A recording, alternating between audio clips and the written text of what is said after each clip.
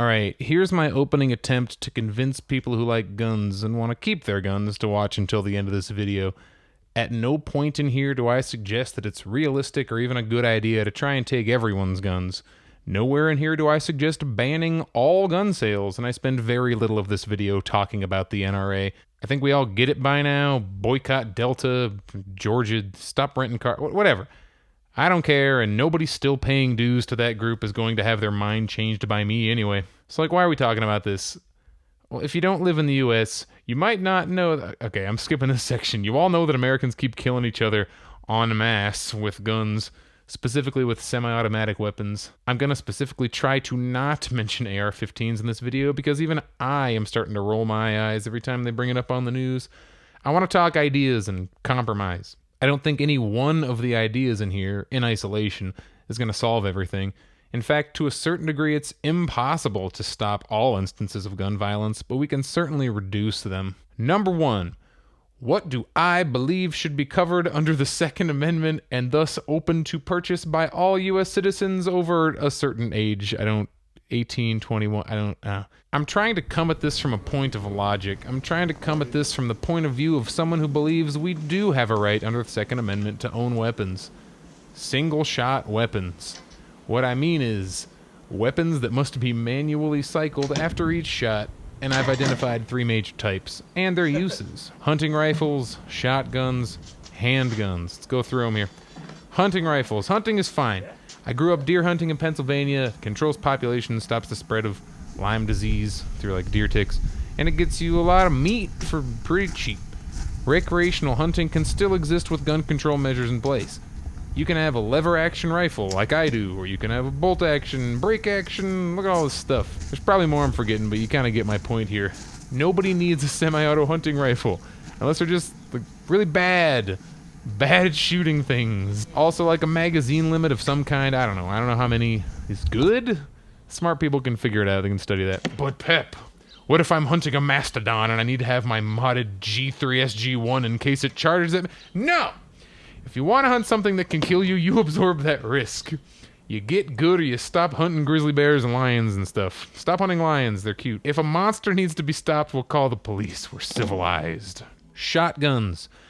These are both for hunting and, like, realistic for home protection if you really think you're the Rambo type and you want to shoot a guy in your living room. Limit the number of rounds again for consistency's sake, and if you need 15 shots to hit a pheasant, stop hunting. If you need 15 shots to scare a robber off, you need to move out of Mordor. Handguns. This one's probably the hardest because, like, a lot of shootings are carried out with handguns because they're easily concealed and all that. The best I got is, like, you can have a handgun, but it has to be a revolver. Like, 6 shots max. And then when they start fiddling around trying to reload it, you get them. I don't know. I'm channeling my inner 10-year-old, which seems to be what most people are doing in this debate. Yes, a revolver is technically semi-auto, meaning it'll shoot every time you pull the trigger, but reloading it takes a bit. And, oh yeah, speed loaders are going to require a permit under my theoretical rules here. I don't know if the number of each type you're allowed to own should be limited or not, or if it is, I don't know, make it a high limit. Is 5 of each of them good enough for everybody? 5 rifles, 5 shotguns, 5 revolvers? Ooh, what do you even want to do with all of that guns? Also, the weapons should have serial numbers tied to the owner's names, like a car's registration, like a VIN number. You put all this in a database like we do with cars. The government is acutely aware of what car I drive, when my registration needs renewed, and a whole bunch of other things. So I don't know why it's outlandish to want to do the same thing with guns. Part 2. Ooh, that was a long part 1. Semi-automatic weapons. I still think it should be possible to get semi-automatic rifles and such, but I think it should come with a competency test, like when you add a motorcycle endorsement to your driver's license. I don't think the test needs to be anything extreme. You remember how easy it was to get your driver's license? I passed that test on my first try and I'm a moron. I don't think it's unreasonable to have to do some extra paperwork, submit to a background check like you have to do to like even get a job nowadays, and have to renew a registration in order to possess a weapon expressly designed to kill people. I also haven't spoken to a single person who likes these types of weapons who would give up their weapons rather than get a hypothetical semi-auto license or whatever. Most of these weapons are owned by collectors who treat them responsibly, and that's fine. I just don't think the Constitution guarantees your right to own stuff like that, let alone buy it on a whim from Cabela's before your 21st birthday. I view these extra measures as reasonable because these weapons aren't used for anything but recreation and murder. No one outside of a battlefield needs this stuff, and if you think you do, you're deluding yourself. You aren't going to overthrow the government unless you also got some Scud missiles and probably a couple of nukes. You aren't going to run out of your house at 2 a.m. and save the world with some guns you bought online. Video games aren't real, and neither are movies. Grow up. Stop wanting to shoot people so much. If you actually want to make that kind of difference, join the police force. Their whole job is to stop crimes, and you get a gun the whole time, get a big old shotgun in the back, you get a dog, send the dog out. It's just like Call of Duty, the one that has a dog in it.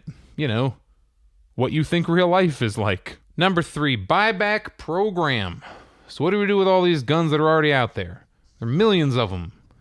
It's nuts. I don't think seizure of people's guns is realistic or even morally correct under most circumstances. I suggest a buyback program where the government offers at least the MSRP of a weapon to take it off your hands. If I had it my way, it'd be like double the MSRP or even more. You know, make it an actual thing. And the program's like unlimited. It just goes forever. If you want to, you got some gun in the 80s and in 2030 you're like, I'm going to sell this now. Boom. You walk to whatever, like the police station, wherever you're supposed to go, military outpost.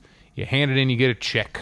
I'm not really worried about my gun collector friends. They usually treat their stuff with an enormous amount of respect. They have gun safes, trigger locks, ammo stored separately and all that. And if they want to keep their stuff, they can keep it. They're grandfathered in. But, you know, let me hit you with this. Number 4, no more private gun sales. Kinda. Like, I think we should end all private gun sales until we can figure out what's going on. That's really all I got on that one. Number 5, when I was relatively young, I think 12, I got weapons training. I learned to shoot a rifle, a shotgun, handgun, with the Boy Scouts. It installed a deep respect for the power these weapons have to kill in an instant. To this day, when I watch movies and someone picks up a gun, starts waving it around, puts their finger on the trigger before they actually plan on shooting anything, I lose my mind. Obviously, this training wouldn't prevent mass shootings, but, I mean, it could help with our little, like, suicide, infanticide. Let's call it an accidental discharge problem. I saw a thing just the other week where they were teaching a gun safety class in like a public elementary school, and the guy forgot to clear the chamber. Like, come on. He's a weapons expert. He's a decade of experience. Gun went off. Shrapnel hit a guy. Nobody died. But still. Number 6, my unpopular Second Amendment rant. Let's do it. Here is why the argument that the Second Amendment guarantees the absolute right to own any gun is nonsense. All right, I yield that under the Second Amendment, you may own as many black powder rifles as you'd like. I'd say muskets to be glib, but hey, I'm taking the high road here. None of the Founding Fathers imagined modern weapons when they were writing the Second Amendment. And if we're going to go with the original reason for the Second Amendment, it was so people could use guns to overthrow the government. You know, the thing they had kind of either like just done, planned on doing. England. That ain't happening in today's America. Have you seen our military? It's not happening. If push comes to shove and we need to rise up and overthrow our government, it's not going to happen through military force. They will bomb one of our well-organized militias, and that's the end of it. At most, maybe, like, Samoa could do that. Like, if a ton of Samoans started waging guerrilla war on U.S. soldiers in a war for independence, maybe D.C. would say, whatever, we don't like The Rock that much, and let him self-govern, but nobody's going to march on Washington and take it down with even 10,000 AR-15s. Nah, crap. I mentioned AR-15s when I said I wouldn't. So, if you want to avoid repealing the Second Amendment altogether, my gun-loving friends, we're going to have to accept some realistic limitations, like we do on all of our other rights. The First Amendment doesn't let me legally threaten people. And the 13th Amendment still allows for, like, unpaid forced labor if convicted of a crime. And yes, that's messed up and probably a little racist. Conclusion. Nobody's gonna do this. Like, it's doing something. We hate changing things. It's scary.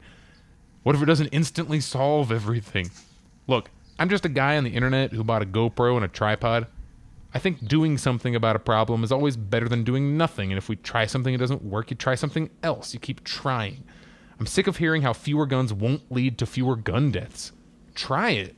If it doesn't work, we go the other way. I don't know, you mandate that everyone gets a Beretta on their 18th birthday. We can shoot our way to a utopia. Try it. Just try something. Try everything. I mean, right now, about 4 million voters are scary enough to our leaders that they're paralyzed. Like, 4 million is the reported, like, NRA reported membership. I'm willing to bet there are at least 4,000,001 voters that believe that action is better than inaction. Inaction has been tried. Let's try something else.